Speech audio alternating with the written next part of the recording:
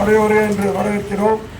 காவல்துறையுடைய அலட்சிய போக்கை கண்டித்தும் ஆகாஷுடைய படுகொலைக்கு நீதி வேண்டியும் அண்ணன் செந்தில் மலர் அவர்கள் உரையாற்றுவார்கள். தம்பி ஆகாஷ் டெலிசன் படுகொலை செய்யப்பட்டு இன்றோடு 32 நாள்கள் ஆகிறது. அவருடைய உடல் குடும்பத்தினரால் உறவினரால் இன்றும் பெற்றுக்கொள்ள முடியாத ஒரு அவல நிலை. இந்த நாட்டிலே இதுதான் திராவிட மாடல் ஆட்சி என்று தமிழக முதல்வர் மு.க. ஸ்டாலின் அவர்கள் பெருமிதமாக பேசித் திரிகிறார். இங்கே திராவிட மாடல் ஆட்சியினுடைய நிலை இந்த சட்டத்தின் ஆட்சி கிடையாது. இங்கே சமூக நீதி இந்த மண்ணிலே கிடையாது.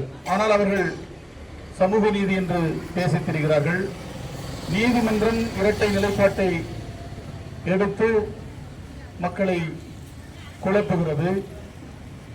போராடுவதற்கும் அனுமதி கொடுத்த நீதிமன்றம் இந்த இறப்பை வைத்து அரசியல் செய்கிறார்கள் என்கிற கருத்தையும் வெளியிடுகிறது. நீதிமன்றம் வழக்கு பதிவு செய்ய சொல்லி வழிகாட்டி இருக்கிறது. ஆனால் வழக்கு பதிவு செய்யப்பட்டு பல நாட்கள் ஆகியும் குற்றவாளிகள் கைது செய்யப்படவில்லை. இது குறிப்பாக தேவேந்திரகுல வேளாளர்களுக்கு மட்டும்தான் இந்த அநீதி இங்கே இழைக்கப்படுகிறது. இந்த நாடே வரவேற்கிறது. சாத்தான்குளத்தை சேர்ந்த ஜெயராஜ்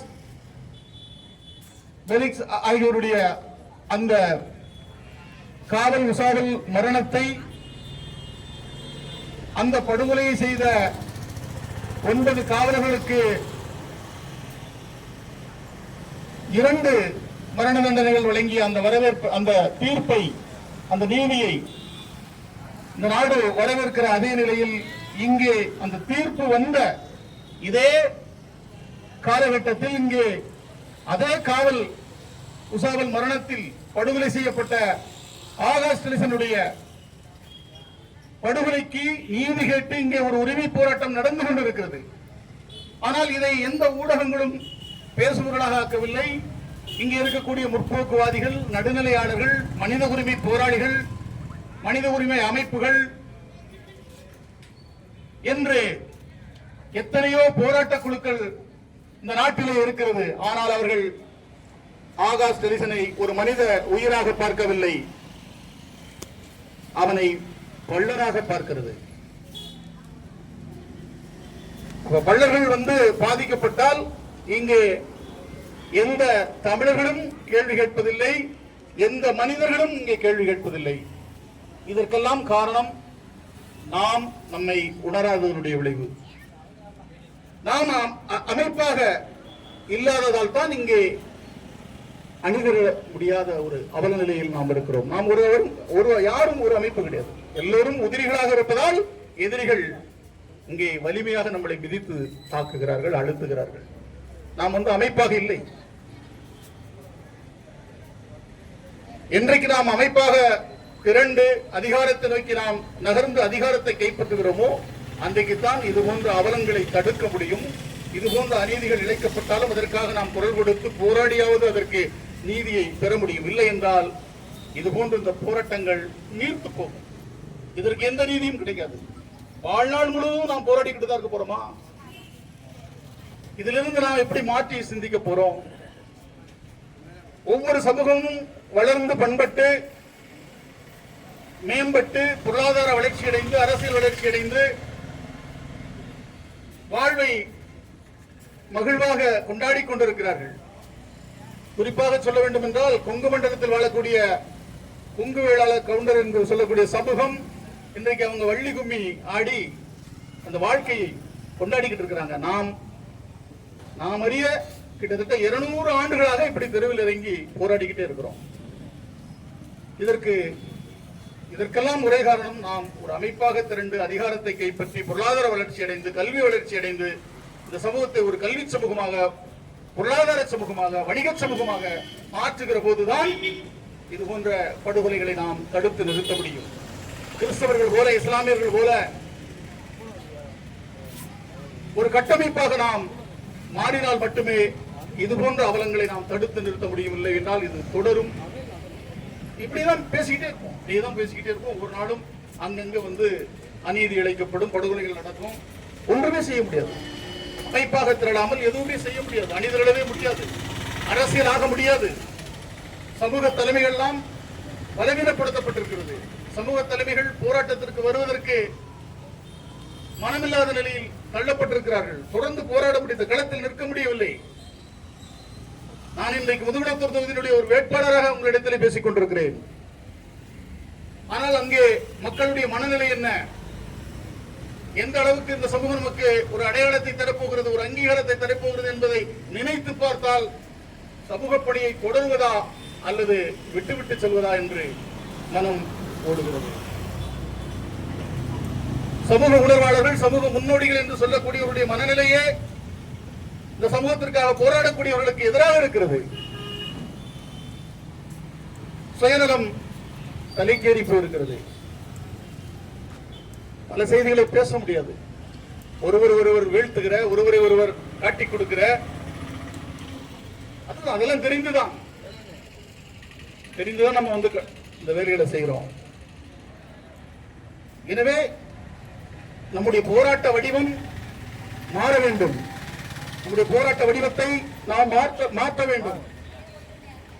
இது போன்ற போராட்டங்களை சரியான வழக்கறிஞர் குழுக்களை அமைத்து அதற்கான பொருளாதாரத்தை திரட்டாமல் நாம் போராட முடியாது. பொருளாதாரத்தை திரட்டுவது அமைப்பு உரிமை இல்லாமல் பொருளாதாரத்தை திரட்ட முடியாது.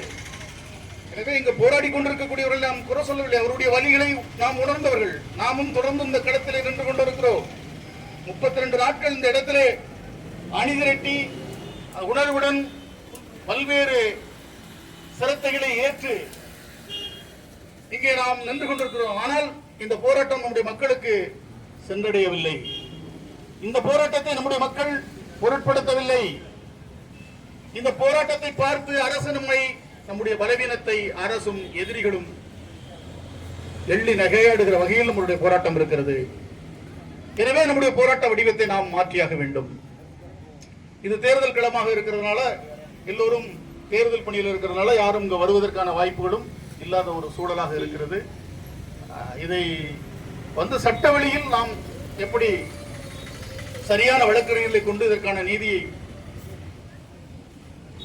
பெறுவது என்பது குறித்து நாம் சிந்திக்க வேண்டும். இதே பக்கத்தில் வந்து அஜித்குமாருடைய வழக்கிற்கு பதிவு செய்யப்பட்டு குற்றவாளிகள் கைது செய்யப்பட்டிருக்கிறாங்க. ஆனால் பக்கத்து ஊர்ல மானாமதுரையில் இன்றைக்கு வரைக்கும் குற்றவாளிகள் கைது செய்யப்படவில்லை. இதற்கு என்ன காரணம்? இந்த ஆட்சி யாருடைய கட்டுப்பாட்டில் இருக்கிறது?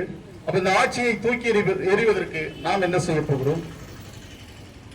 திராவிட மாடல் ஆட்சி என்று சொல்லக்கூடிய திமுகவை வீழ்த்தாமல் தேவேந்திர குல வேளாளர்களுக்கு எந்த காலத்திலும் நீதி கிடையாது. இன்றைக்கு வரை 80 விழுக்காடு 90 விழுக்காடு வாக்குகள், தேவேந்திர குல வேளாளர் வாக்குகள் திமுகவுக்கு தான் சென்று கொண்டிருக்கிறது. அந்த மமதையில், அந்த அகம்பாவத்தில், அந்த ஆணவத்தில் குற்றவாளிகளை கூட கைது செய்ய மறுக்கிற ஆட்சியாக திராவிட மாடல் ஆட்சி இருந்து கொண்டிருக்கிறது. எத்தனையோ அரச பயங்கரவாதத்தை நாம் எதிர்கொண்டிருக்கிறோம். எத்தனையோ அரசு பயங்கரவாதத்தை நாம் எதிர்கொண்டிருக்கிறோம். எத்தனையோ உயிர்களை நாம் பலி கொடுத்திருக்கிறோம். அப்போதும் நமக்கு அரசியல் புரிதல் இல்லை. இதுவரை நடந்த எந்த படுகொலைக்கும் நாம் நீதியை பெற்றதில்லை. 1999 கண்டமனூர் துப்பாக்கி சூடு 5 உயிர்களை பலி கொடுத்தோம். 1997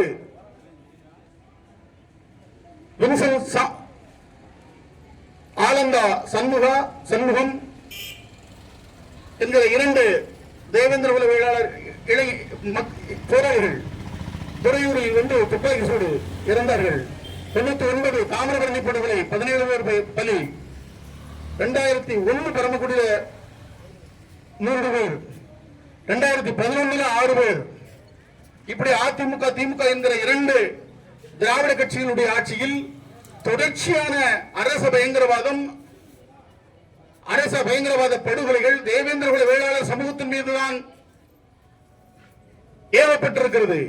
2008 கோட்டைப்பட்டி சுரேஷ் துப்பாக்கி சூடு, தென் தமிழகத்தில் எந்த ஒரு சமூகத்தின் மீதும் இத்தனை படுகொலைகளை ஒரு அரசு செய்ததாக வரலாறு கிடையாது. மக்களை படுகொலை செய்யக்கூடிய அரசாக அதிமுக திமுக என்கிற இரண்டு கட்சிகளுடைய ஆட்சி நடைபெற்று வருகிறது. ஆனால் அதை தூக்கி எறிவதற்கான மாற்று சிந்தனையை நோக்கி இங்கே யாரும் சிந்திப்பது கிடையாது. இது போன்ற உண்மைகளை உடைத்து பேசுகிற நாங்கள் இந்த அரச இயந்திரத்தால் ஒடுக்கப்படுகிறோம், பாதிக்கப்படுகிறோம். அரசியல் களத்திலிருந்து அப்புறப்படுத்துவதற்காக திராவிட ஒழிப்பு மாநாடை நடத்தியதிலிருந்து எங்கள் மீது இந்த அரசு தன்னுடைய அதிகாரத்தை சட்டத்தை தவறாக பயன்படுத்தி எங்களை பழிவாங்குகிறது. அதற்கெல்லாம் ஒரே தீர்வு, நாம் அரசியலாக மாறி அதிகாரத்தை நோக்கி நகர வேண்டும். இங்கே தேவேந்திர குல வேளாளர்கள் அமைப்பு கட்சி இயக்கம் என்று எண்ணற்றவர்கள் புறப்பட்டாலும் அது இந்த சமூகத்தை பலவீனப்படுத்திக் கொண்டிருக்கிறது என்பதுதான் இயல்பான உண்மை. எனவே சாதிய அமைப்புகளை வைத்து நாம் அரசியல் அதிகாரத்தை வெல்ல முடியாது என்பதுதான் இன்றைக்கு யதார்த்தமான நிலை. எனவே பொது நீரோட்டத்தில் அடிப்படை கொள்கைகளை முன்வைத்து மாற்று சமூக உறவுகளோடு இணைந்த ஒரு அரசியல் பயனுடன் இந்த சமூகத்தை அடுத்த நிலைக்கு நகர்த்தும். வெறுமென சமூக அரசியல் சாதி அரசியலால் நாம் வெல்ல முடியாது. அதற்கான முயற்சிகளை எடுத்து சமூகம் ஒன்றுபட்டு வென்று காட்டிய பின்பும் ஓட்டப்படாரத்தில் 1996 தொடங்கிய அரசியல் எழுச்சி இன்றைக்கு நேர்த்து போயிருக்கிறது தென் தமிழகத்தில். அதே போல வட தமிழகத்தில் பாட்டாளி மக்கள் கட்சி, விடுதலை சிறுத்தைகள் போல அவர்கள் ஏதோ தக்க வைத்துக் கொண்டிருக்கிறார்கள். ஆனால் தேவேந்திர குல வேளாளருக்கான அரசியல் அமைப்புகள் பலவீனமடைந்திருக்கிறது, அரசியல் தலைமைகள் பலவீனமடைந்திருக்கிறார்கள். அடுத்த கட்ட இலக்கை நோக்கி நாம் நகர முடியாமல் இருப்பதனுடைய விளைவுதான் இன்றைக்கு 32 நாட்களாகியும் தம்பி ஆகாஷ் டெலிசனுக்கு நாம் நீதி கேட்க முடியவில்லை. இங்கே நீதிமன்றம் இருக்கிறது, நீதி இல்லை. அரசிடம் நாம் எதிர்பார்க்கிறோம், நேர்மையை நாம் எதிர்பார்க்கிறோம். நேர்மையற்றவர்களிடம் நாம் நேர்மையை எதிர்பார்க்கிறோம். 500 ரூபாய்க்கு 1000 ரூபாய்க்கு வாக்குகளை மக்களை ஏய்த்து, மக்களை மயக்கி, மக்களுடைய அறியாமையை பயன்படுத்தி, மக்களுடைய இயலாமையை பயன்படுத்தி வாக்குகளை பெறுகிற இந்த சமூக விரோத கும்பலிடம், இந்த ஏமாற்று பேர்வழிகளிடம் நாம் நேர்மையை எப்படி எதிர்பார்க்க முடியும்? எனவே நமக்கான அரசியலை நாம் முன்னெடுத்தே ஆக வேண்டும். நாம் நம்முடைய மக்களை அரசியல் செய்ய தவறினால் நாய்களும் நரிகளும் நம்மை அரசியல் செய்யும். அதுதான் இங்கே நடந்து கொண்டிருக்கிறது. நாய் குறைக்கிறது, நரிகள் ஊழையிடுகிறது, நாம் கத்தி கதறிக் கொண்டிருக்கிறோம். இன்றைக்கு 1996 கொடியங்குளம், காசிலிங்கபுரம், ஆலந்தா ஆகிய 3 தேவேந்திர குல வேளாளர் ஊர்கள் அடித்து சூறையாடப்பட்ட போது ஏற்பட்ட அந்த உணர்வு எழுச்சி தேவேந்திர குல வேளாளர் கூட்டமைப்பாக மாறி ஒரு சமூகத்தின் சார்பாக, எனக்கு ஓட்டப்படாத தொகுதி அன்றைக்கு ஒரு சமூகத்தின் சார்பாக அமைப்பில்லை, கட்டமைப்பில்லை, பொறுப்பாளர்கள் நியமிக்கப்படாத ஒரு நிலையில் மக்கள் படை எழுந்து நின்று ஊர் ஊராக ஊர் நிதியை செலவழித்து ஓட்டப்படாரம் தொகுதியில் இருந்து தேவேந்திர குல வேளாளர் சமூகத்தின் சார்பாக ஒரு சட்டமன்ற உறுப்பினரை தேர்ந்தெடுத்து அனுப்பிய வரலாறு ஓட்டப்படாரம் தேவேந்திர குல வேளாளர் சமூகத்திற்கு உண்டு. அதே போல் இந்த சமூக உணர்வுகள் எங்கிருந்து விதைக்கப்பட்டது? முதுகுளத்தூர் மண்ணிலிருந்து, பரமக்குடி மண்ணிலிருந்து விதைக்கப்பட்ட அந்த உணர்வுகள் இன்றைக்கு எந்த நிலையில் இருக்கிறது என்றால் வெளியில் செல்ல முடியாத நிலையில் இருக்கிறது. முதுகுளத்தூர் தொகுதி என்றைக்கும் தேவேந்திர குல வேளாளர்கள் எளிமையாக வெற்றி பெறக்கூடிய தொகுதி, பெருந்திரளாக இந்த சமூகம் இருக்கக்கூடிய தொகுதி. அது பொது தொகுதியாக இருந்தாலும் சரி, அந்த தொகுதியில் பலர் இதை அறிந்து அரசியல் போராட்டத்தை முன்னெடுத்திருக்கிறார்கள், அரசியல் போட்டிகளில் பங்கேற்றிருக்கிறார்கள். ஆனால் இந்த சமூகத்தினுடைய ஒருங்கிணைப்பை ஏற்படுத்த முடியாத நிலையில் தான் நாம் வெற்றியை பெற இயலாத ஒரு நிலை அங்கே தொடர்ந்து இருந்து வருகிறது. ஓட்டப்படாத முதுகுளத்தூர் தொகுதியில் 1952 முட்டைய குடும்பம் என்கிற தேவேந்திர குல வேளாளர் அங்கே இரட்டை தொகுதியாக இருந்தபோது வெற்றி பெற்றிருக்கிறார். 1957 இரட்டை தொகுதியாக இருந்தபோது தோப்பரப்பட்டி பெருமாள் குடும்பம் அங்கே வெற்றி பெற்றிருக்கிறார். அதற்கடுத்து அது பொது தொகுதியாக மாறிய நிலையில் 1977 பூவைசிய இந்திரகுல சங்கத்தின் தலைவர் பெருமாள் பீட்டர் என்கிற பெருமகன் பிறந்த பேரையூர் மண்ணில் பிறந்த ஐயா முனிசாமி என்பவர் சுயேட்சையாக போட்டியிட்டு முதுகுளத்தூர் தொகுதியில் 1977 ஐயா முனிசாமி என்கிற தேவேந்திர குல வேளாளர் சுயேட்சையாக போட்டியிட்டு 2வது இடத்தை பெற்றிருக்கிறார். வெற்றி பெற்றவரை விட 2000 சொச்சம் வாக்குகள் மட்டுமே குறைவாக பெற்று வெற்றி வாய்ப்பை இழந்திருக்கிறார். ஆனால் சமூகம் ஒருமுகமாக திரண்டு அவருக்கு வாக்களித்திருந்தால் இன்றைக்கோ முதுகுளத்தூர் தொகுதி தேவேந்திர குல வேளாளருடைய கோட்டையாக மாறி இருக்கும். அதற்கடுத்து 1984 ஐயா அலங்காரம் அவர் 3வது இடம், 2வது இடம் பெற்ற காதர் பாஜா என்கிற வெள்ளைச்சாமியை விட 230 வாக்குகள் தான் குறைவாக எடுத்திருக்கிறார். இந்த சமூகம் மனம் வைத்து வாக்கு செலுத்தியிருந்தால் ஐயா அலங்காரம் என்றைக்கோ சட்டமன்ற உறுப்பினராக இருப்பார். அதே போல பாட்டாளி மக்கள் கட்சியின் சார்பாக 1991 அண்ணன் தளபதி ஜான் பாண்டியன் அவர்கள் அந்த தொகுதியில் முதுகுளத்தூர் தொகுதியில் போட்டியிட்ட பொழுது 2வது இடத்தை பெற்றிருக்கிறார். மிக குறைந்த வாக்குகள் வித்தியாசத்தில் தான் அவர் வெற்றி வாய்ப்பை இழந்திருக்கிறார். சமூகம் முனைந்து நின்று ஓட்டப்படத்தில் முனைந்து நின்றதை போல முனைந்து நின்று ஏறி அடித்திருந்தால் இன்றைக்கும் அண்ணன் ஜான் பாண்டியன் அவர்கள் சட்டமன்றத்திற்கு சென்றிருப்பார். அடுத்து 2011 அவர் போட்டியிட்டு 3வது இடத்தை பெற்றிருக்கிறார். இப்படி கடந்த காலங்களில் தேவேந்திர குல வேளாளர்கள் அதிகாரத்தை நோக்கி அதிகார அரசியலை நோக்கி நகர்வதற்கு முயன்றும் நாம் வெற்றியை ஈட்ட முடியவில்லை என்றால் அன்றைக்கு இருமுனை போட்டி மும்முனை போட்டி தான் நடந்திருக்கிறது. இன்றைக்கு 2026 சட்டமன்ற பேரவை பொதுத் தேர்தல் முதுகுளத்தூர் பொது தொகுதியிலே நான் தமிழக வாழ்வுரிமை கட்சியின் தலைவர் அன்பிற்குரிய அண்ணன் வேல்முருகன் அவருடைய தலைமையிலான தமிழர் வாழ்வுரிமை கூட்டமைப்போடு மல்லர் மீட்புக்களம் உடன்படிக்கை ஏற்படுத்திக் கொண்டு ஒரு பொது தொகுதியில் ஒரு அரசியல் பின்பலத்தோடு கேமரா சின்னத்தில் முதுகுளத்தூர் தொகுதியிலே நான் போட்டியிடுகிறேன். வெற்றியை எமது மக்கள் தருவார்கள் என்கிற நம்பிக்கையிலே நான் போட்டியிடுகிறேன். செந்தில் மல்லருடைய குரல் சட்டமன்றத்தில் ஒலிக்க வேண்டும் என்பதற்கு நீங்கள் எல்லாம் அதற்கு முயன்றால் அது நடக்கும் என்று நான் நம்பி இந்த களத்திற்கு வந்திருக்கிறேன். முதுகுளத்தூர் தேர்தல் களம் என்பது அது வெறும் அரசியல் களம் அல்ல, அது போர்க்களம் என்பதை அறிந்தே நான் அங்கே களத்திற்கு வந்திருக்கிறேன். சமூக உணர்வோடு இன்றைக்கு கைபேசி இருக்கிறது, நேரடியாக எல்லாருக்கும் போக வேண்டியதில்லை. இந்த கைபேசியை பயன்படுத்தி சமூக வலைதளத்தை பயன்படுத்தி நாம் வாக்கு சேகரித்தாலே நாம் வெற்றி பெற முடியும். இதுவரை அந்த தொகுதியில் 3 முனை போட்டியும் 2 முனை போட்டியும் தான் நடந்திருக்கிறது. ஆனால் இந்த முறை 6 முனை போட்டி அங்கே நிலவுகிறது. இதை போல் ஒரு அரசியல் அதிகாரத்தை நாம் கைப்பற்றுவதற்கான ஒரு வாய்ப்பு தமிழகத்தில் எந்த காலத்திலும் இல்லை, எந்த களத்திலும் இல்லை, எந்த தொகுதியிலும் இல்லை. ஓட்டப்படாரத்தில் ஐயா மருத்துவர் கிருஷ்ணசாமி அவர்கள் வெற்றி பெற்றதற்கு அடிப்படை காரணம் அங்கே அன்றைக்கு 4 முனை போட்டி இருந்தது. மதிமுக தனித்து போட்டியிட்டதனுடைய விளைவாகத்தான் நாம் வெற்றி பெற முடிந்தது. அதே போல இன்றைக்கு புதிதாக சசிகலா அணியும் விஜய் அணியும் இங்கே களமிறங்கி இருக்கிறதால் தேவேந்திர குல வேளாளர்களுடைய வாக்குகள் 90,000க்கும் மேற்பட்ட வாக்குகள் இருக்கிறது. இதில் இஸ்லாமியர்களுடைய இஸ்லாத்தை தழுவிய நம்முடைய தேவேந்திர குல வேளாளர்கள் இன்றைக்கும் உறவோடு உணர்வோடு இருக்கக்கூடிய களமாக சிக்கல் பகுதி இருக்கிறது. அதே போல கிறிஸ்தவத்தை தழுவிய நம்முடைய உறவுகள் இதெல்லாம் கணக்கில் வரல. கணக்கில் பார்த்தால் 1,30,000 வாக்குகளுக்கு மேல் நம்முடைய வாக்குகள் அங்கே இருக்கும். அதில் பாதி வாக்குகள் செந்தில் மல்லருக்கு வந்து சேர்ந்தால் நான் சட்டமன்ற உறுப்பினராக உறுதியாக வெற்றி பெறுவேன். அப்படி நாம் அதிகாரத்தை நோக்கி நகர்கிற போது இது போன்ற உரிமைகளுக்காக நாம் தெருவிலே இருந்து குரல் கொடுப்பதை விட சட்டமன்றத்தில் குரல் கொடுக்கக்கூடிய அந்த குரலுக்கு வலிமை உண்டு என்பதை எமது உறவுகள் புரிந்து கொள்ள வேண்டும். 4 வரை தேயிலை தோட்டத்திலிருந்து நம்முடைய மக்கள் கீழிறக்கப்பட்டார்கள். வீடு கிடையாது, நிலம் கிடையாது, தொழில் கிடையாது, என்னவென்றே தெரியாது, என்ன செய்வதென்று தெரியாது. அடுக்கடுக்காக இறங்கி வந்திருக்கிறார்கள். படிக்கக்கூடிய பிள்ளைகள் படிப்பை இழந்திருக்கிறார்கள்.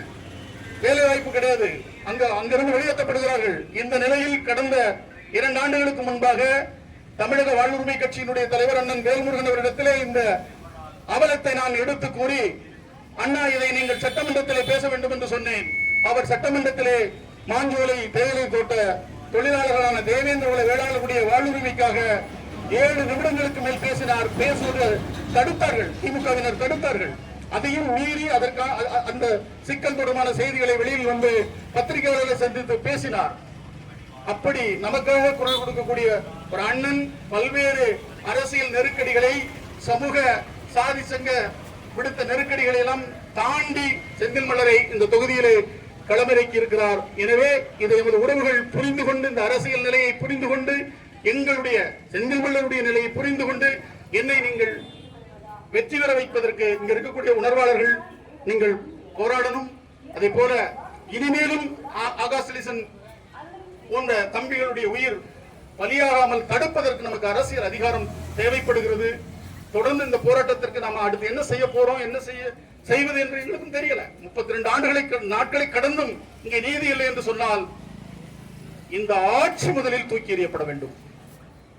இந்த ஆட்சியை தூக்கி எறிவதற்கான பரப்புரையை சமூக வலைதளங்களில் நாம் தொடர்ந்து செய்ய வேண்டும். திமுக என்பது தேவேந்திர குல வேளாளர்களுடைய நிரந்தர எதிரி, அது பரம எதிரி. அந்த எதிரியை வீழ்த்துவதற்கு நாம் வேலை செய்ய வேண்டும் என்கிற செய்தியை மட்டும்தான் இந்த வேளையில் நான் பதிவு செய்ய விரும்புகிறேன். போராட்ட குழு அழைப்பை ஏற்று இங்கே நான் பங்கேற்றிருக்கிறேன். தொடர்ந்து எந்த செய்திகள் இருந்தாலும் எங்களோடு பகிருங்கள். உங்களோடு என்றைக்கும் துணையாக இருந்து என்னாலான உழைப்பை நான் உங்களோடு சேர்ந்து செலுத்துவேன் என்று சொல்லி விடைபெறுகிறேன். நன்றி, வணக்கம்.